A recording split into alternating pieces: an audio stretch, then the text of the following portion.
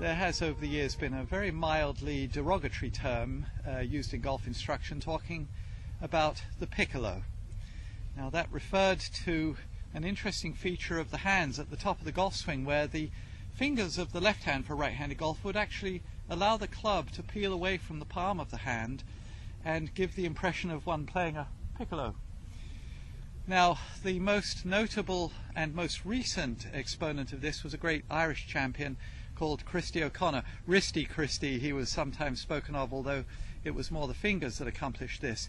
And what we're really talking about is grip pressure. It was, of course, much more characteristic of the early part of the 20th century and late 19th century that this was not only permitted but almost encouraged. Bobby Jones has been seen to have done that. And, of course, we had before him Harry Vardon talking about allowing a relatively small amount of wrist action. Now, here's what was going on when they allowed the club to move away from the palm by letting the fingers permit this. It would allow the club to travel further and get a longer swing, even though the arms didn't travel any further. They were often wearing jackets in those days. It was quite difficult to get the arms much higher than they did, and they could get a little longer swing if they let go here.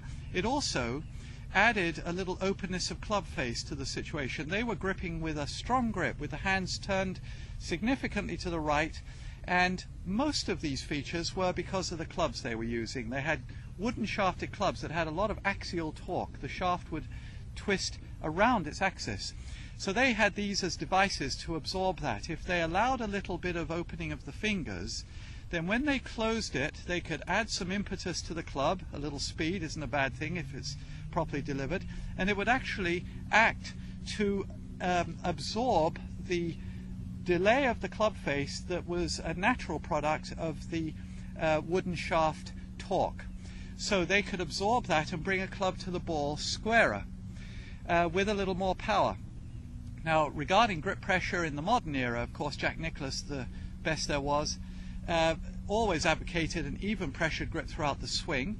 We heard other opinions from people like Ben Hogan stipulating that the last three fingers of the left hand should feel the pressure. We had people like Tommy Armour suggesting that the forefinger and thumb would be the better place to put the pressure. What we're learning is that there's a certain amount of room for wiggle here in personality, but keeping the club on the palm is a good idea nowadays, with steel shafts having relatively little torque and even their graphite counterparts significantly less than the wooden shafts used to.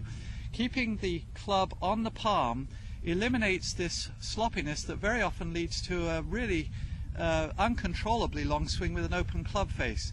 So keep the palm on the club, don't allow the fingers to piccolo, and you'll find that although it's a shorter swing, it's going to deliver the club with significant power and less variability.